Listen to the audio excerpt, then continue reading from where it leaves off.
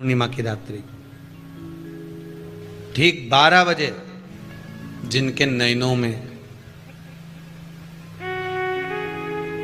Number बढ़ते चले जा रहे हों, चश्मा उतर नहीं रहा हो, दूर का नहीं दिखे, कहीं किसी को पास का नहीं दिखे, रहते हैं।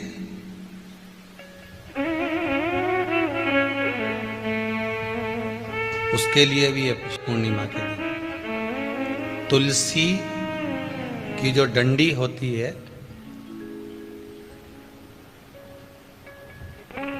तुलसी जैसे बेलपत्र की जो ये डंडी है, ऐसे ही तुलसी का जो पत्ता होता है, उस पत्ते की जो डंडी होती है, उस डंडी को चंद्रमा को देखा जाता है। उस डंडी की जो कोर होती है, उस कोर को दृष्टि से मिलाया जाता है। आप चंद्रमा की जैसे चंद्रमा का भाग, उस चंद्रमा के भाग को आप उस डंडी के भाग से निहारने का प्रयास करिए। महाराज घर में आइए, घी का दिया लगाइए, उस घी के दीप को लगाने के बाद पूर्णिमा के दिन उस पर एक प्लेट थोड़ी तिरछी कर रख दो, जिससे उसकी कालोच काई की उस दीप की, घी के दीप की कालोच उस प्लेट पर आ जाए। थोड़ी सी कालोच ले लीजिए, 5-10 मिनट में आ जाएगी। उसको गाय के घी में मिलाकर आंखों में सुरमा लगाकर रात्रि को सो जाइए। 3 दिन बाद आप महसूस करेंगे कि नेत्र की ज्योति बढ़ना प्रारंभ हो रही है। नेत्र की अब इस प्रयोग को करने में कोई धन लगा तुम्हारा? अरे बोलो तो सही।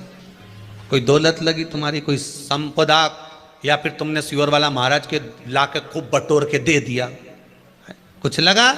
नहीं। तुम करोगे, लाभ तुम्हें मिलेगा। जो बच्चा बुद्धि से विकलांग हो, विद्या में कमजोर हो, परीक्षा हॉल में पेपर देते समय भूल जाता हो,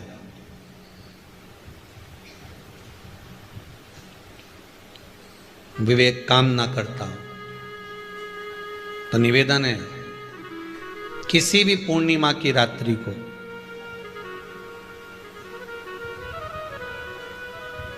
बारह बजे गाय के, गौ माता देसी गाय के जो 4 थन होते हैं, उन 4 थन में से जो आगे के थन होते हैं, 2 पीछे की ओर होते हैं, 2 आगे की ओर होते हैं, तो जो आगे के 2 थन है, उस थन का दूध निकलवा लिया जाए और उस दूध का कोई भी मीठा पदार्थ बनाओ तो ठीक है, ना बनाओ तो उसी दूध में शक्कर मिलाकर पूर्णिमा की रात्रि को जो विवेक से कमजोर हो, बुद्धि से कमजोर हो, या याद करा हुआ सब भूल जाते हो, या आपके लिए भी है कोई चीज रखते हो भूल जाते हो, विवेक याद नहीं रहता, बुद्धि में इतना प्रबल बल नहीं आ पाता, याददाश्त कमजोर होती चली जा रही, तो किसी भी पूर्णिमा की रात्रि को 12 बजे गाय के आगे के 2 थन का दूध, उसमें कोई पदार्थ शक्कर गुड़ कुछ भी मिलाकर भगवान के चंद्रदेव की साक्षी में उसको पिला दिया जाए।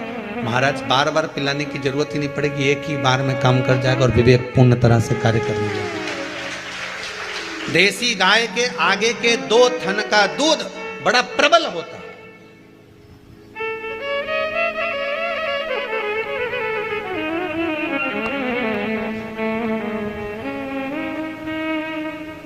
पूर्णिमा की रात्रि को 12 बजे उसका प्रयोग किया जाए। आप उस दूध को निकाल लो शाम के समय, रात्रि के समय ग्वाले से कहकर जिसके यहाँ पर देसी गाय हो वहां निकलवा कर उसको रखा जाए, उसका पान करा जाए। महाराज रोग बीमारी में प्रबलता है, तो मां यशोदा जी जग कल्याण के लिए पूछ रही है, संपूर्ण विश्व के कल्याण के लिए।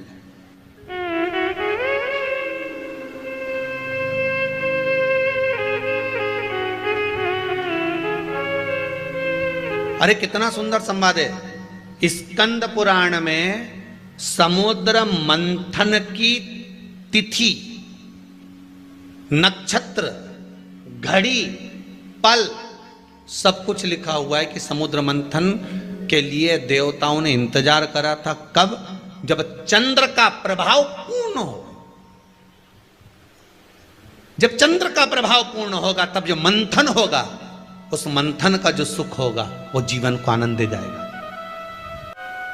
जब देवता 33 कोटि देवता उस चंद्र के इंतजार में रहते हैं कि ये चंद्र प्रबल होगा, तब जाकर ये चंद्र यहाँ पहुंचेगा, तब जाकर हम मंथन करेंगे, तब जाकर वो अमृत मिलेगा, और उस अमृत को देवता धारण करेंगे तो वो आनंद पा जाएंगे। तो हम क्यों शरद पूर्णिमा छोड़ें? हम क्यों एक एक पूर्णिमा छोड़ें? एक एक पूर्णिमा के महत्व को जानिए।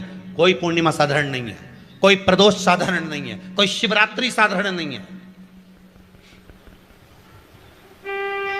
12 महीने शिवरात्रि पड़ती है, 12 महीने में प्रदोष पड़ते हैं, पर 12 महीने पड़ते हैं, हम उसका महत्व ही नहीं जान पाते।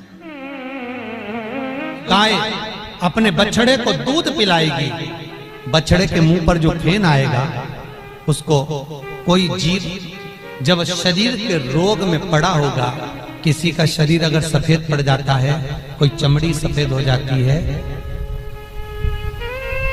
कोई चमड़ी कहीं से सफेद पड़ जाए या कोई दाग पड़ जाए, कोई दाग पड़ जाए, वो दाग मिटी नहीं रहा हो, तो शिव महापुराण की कथा कहती है पूर्णिमा की रात्रि को शाम के समय जब गाय अपने बछड़े को दूध पिलाए, उसके मुंह पर जो फेन आ जाए उसको चम्मच में निकाल लीजिए, और पूर्णिमा की रात्रि को 12 बजे शरीर पर उस फेन को थोड़ा सा दूध मिलाकर गाय का पूरे शरीर पर जहां जहां पर सफेद दाग पड़ गए हैं वहां लगा लीजिए, और भगवान भूतेश्वर का नाम लेकर 15-20 मिनट तक वो दूध लगे रहने दीजिए, और शरीर से वस्त्र को हटाकर फिर स्नान कर लीजिए। कोई साबुन नहीं लगाना है, कोई शैम्पू नहीं लगाना है, कोई तेल नहीं लगाना है, स्नान कर लीजिए। महाराज 3 या 4 पूर्णिमा आप लगातार करेंगे, शरीर पे से सफेद जो रोग हो जाता है वो समाप्त हो जाता है। कोई दवाई नहीं खाना पड़ती, केवल भूतेश्वर महादेव का स्मरण कर कर उस फेन का प्रयोग कर सकते।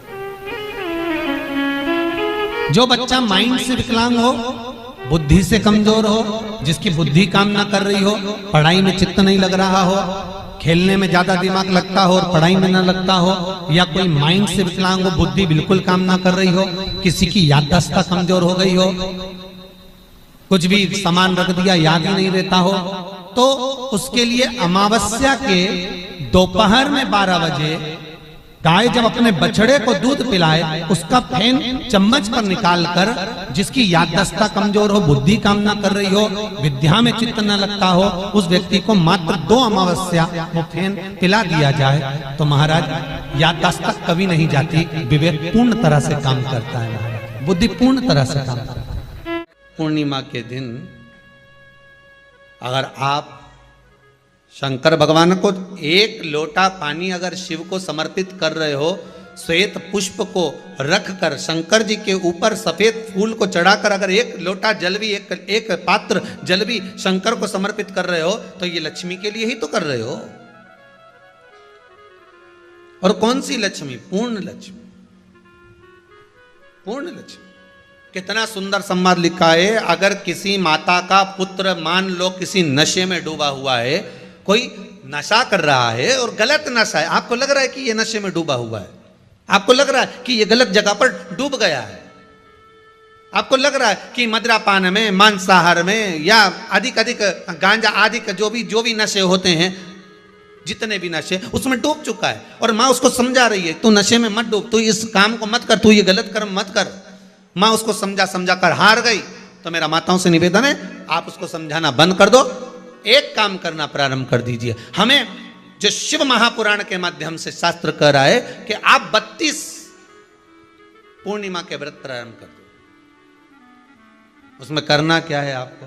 केवल जिस दिन व्रत रहे, रात्रि के समय पर कोई भी मीठा कुछ भी सामग्री आप चंद्र की रोशनी में, चंद्र को अर्घ देने के बाद, पूजन करने के बाद उसको रखो, और वही सामग्री जो नशा कर रहा है उसको पूर्णिमा के दूसरे दिन उसको खिलाओ।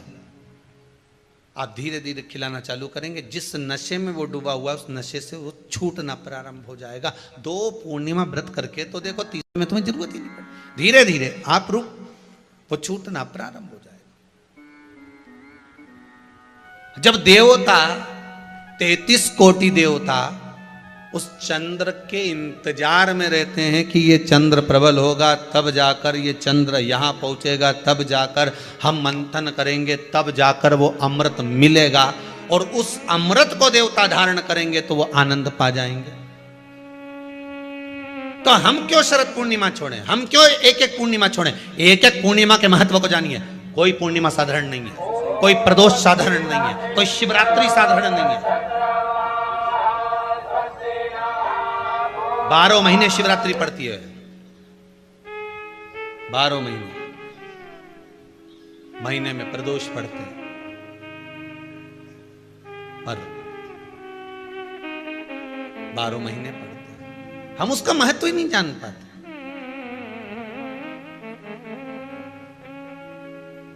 कौन से प्रदोष पर क्या करना है, कौन सी पूर्णिमा को क्या धारण करना है, कौन सी शिवरात्रि पर।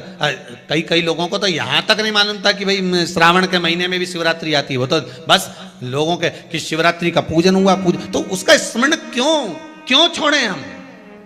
अगर ये वेद और शास्त्र ब्राह्मणों को दिए गए हैं, ये वेद और शास्त्र विद्वज्जन को दिए गए हैं, तो इसका स्मरण होना चाहिए कि हम निकाल कर जनमानस तक ये चीज पहुंचाएं कि हमें इस दिन ये पूजन करना है। उसका स्मरण होना चाहिए।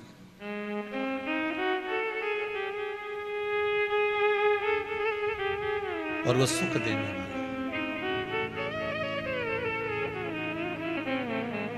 पूर्णिमा का व्रत अगर नारी 32 पूर्णिमा धारण कर लेती है तो वो नारी बेधव्य होकर नहीं जाती।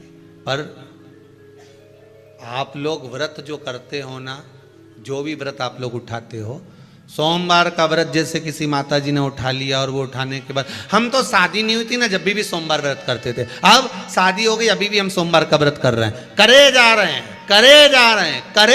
हैं, और उसका कोई उद्यापन नहीं करा, कोई संकल्प नहीं लिया गया कि मैं 5 करूंगी कि 16 करूंगी कि 25 करूंगी कि 31 करूंगी कि 21 करूंगी। इसलिए पूर्णिमा व्रत का विधान में कहा गया कि 32 पूर्णिमा का पहला संकल्प होना चाहिए। उसके बाद आपकी 32 पूरी हो जाए, फिर आप दूसरे और व्रत कर लो, फिर 32 कर लो, फिर 32 कर लो, पर उसमें पूर्णता का भाव। अभी तक किसी के सोमवार और गुरुवार और शुक्रवार के व्रत ही पूर्ण नहीं हुआ, अभी तक चल रहा है, अभी तक चल रहा है। हम तो सोमवार का व्रत करते हैं, हम तो शनिवार करते हैं, अब शनिवार करते करते 4 साल हो गए, 6 साल हो गए, 5 साल हो गए। भगवान को तो थोड़ा बहुत कुछ खिला पिला के उनको एक बार तो विश्राम दे। ये जितनी पूर्णिमा के व्रत हैं, जितने 12 महीने जो पूर्णिमा पड़ती है, पूनम पड़ती है, ये भले दुनिया के लोग कहते हैं कि ये भगवान राधा और कृष्ण से संबंध रखते हैं, राम जी से संबंध रखते हैं, राम और कृष्ण से संबंध रखते हैं, पर इनका यदि सही संबंध समझा जाए, इनके सही संबंध का यदि स्मरण करा जाए, इनके सही संबंधों का यदि वर्णन किया जाए, तो शिव और चंद्रमा के जो मिलन का केंद्र बिंदु है वही पूर्णिमा है। केवल एक पूर्णिमा वहीं तक नहीं रही कि भगवान कृष्ण और राधा जी ने रास किया। भगवान कृष्ण और राधा जी रास कर रहे हैं, केवल पूर्णिमा वहीं तक सीमित नहीं रही, केवल वहीं तक उसकी सीमितता नहीं है। एक बात ध्यान रखिएगा, यदि काया का रोग हो गया, मान लो शरीर कहीं से सफेद पड़ रहा है, कहीं से काला पड़ रहा है, शरीर में से खाल की फुकड़ी निकलना प्रारंभ हो गई हो, शरीर में काले काले चट्टे पड़ना चालू हो गए हों, या कोई विशेष रोग हो गया, कोई विशेष शरीर में रोग है, बीमारी है, काया बेकार हो रही है, तो सीधी सीधी बात शिव महापुराण की कथा कहती है, सुंदर आनंद में श्रवण कर कर आप अपने जीवन को, ये पूर्णिमा शिव महापुराण की कथा कर पूर्णिमा आ रही है, कुछ नहीं करना, पीपल का एक पत्ता, उस पत्ते पर थोड़ा सा चावल, थोड़ा सा चावल। पूर्णिमा की रात्रि को अपने हाथ में लेकर अपने नयनों से लगाकर शरीर पर से स्वयं उतारकर उसको दरवाजे के पास रख दीजिए। पूर्णिमा की रात्रि को पूर्ण होने पर उस चावल को दूसरे दिन सूंघ कर बहते हुए पानी में डाल दीजिए। महाराज कितने भी रोग से ग्रसित हो गए, पीपल का एक पत्ता 52,000 ब्राह्मण की साक्षी कराता है। महाराज बहुत ध्यान देना, पीपल के वृक्ष में स्वयं नारायण का, मेरे कृष्ण का वास है। स्वयं भगवान गीता के अंतर्गत कहते हैं कि मैं पीपल का वृक्ष हूं, नारायण उसी में। 52,000 ब्राह्मणों का वासा एक पीपल के पत्ते में होता है। और आपको पहले भी कथा में कहा, गाय, ब्राह्मण, बहन, बेटी, ये सब काल का हरण करने वाले हो, काल को हरने वाले हो। रोग को मिटाइए, शिव का स्मरण करो। पूर्णिमा के दिन चावल का एक आखा दाना, आखा दाना जानते हो, पूरा खंडित चावल नहीं, कितना चावल, एक दाना चावल का शंकर भगवान के शिवलिंग पर समर्पित करिए। एक बेलपत्र जिसका डंडी का मुख अपनी ओर हो, जहां से चावल चढ़ाया है, उस चावल के ऊपर अपनी कामना कर कर रख दीजिए और चंद्रमौली भगवान का स्मरण करिए। कौन से भगवान? शंकर भगवान का सर्वश्रेष्ठ सुंदर नाम है चंद्रमौली। चंद्रमौली भगवान का स्मरण करिए, अपनी कामना कर कर बेलपत्र समर्पित कर कर शिव जी पर एक लोटा पानी, एक जल पात्र समर्पित करो, कलश से जल चढ़ा दीजिए, नैनों में वो जल लगाकर अपनी कामना कर कर वापिस घर को आइए। अगली निमा आएगी, जो कामना करी है मेरा चंद्रमौली भोलेनाथ उसे पूर्ण कर ही देगा। शिव उपासना के लिए जितनी 12 महीने में पूर्णिमा पड़ती है, एक एक पूर्णिमा का व्याख्यान वर्णन करेंगे। आज तो कथा का महत्तम दिवस है, पहला दिवस है, तो हम उसको महत्व समझें कि पूर्णिमा का महत्व क्या है, हम उसका महत्व समझें कि शंकर और चंद्र का रिश्ता क्या है, संबंध क्या है।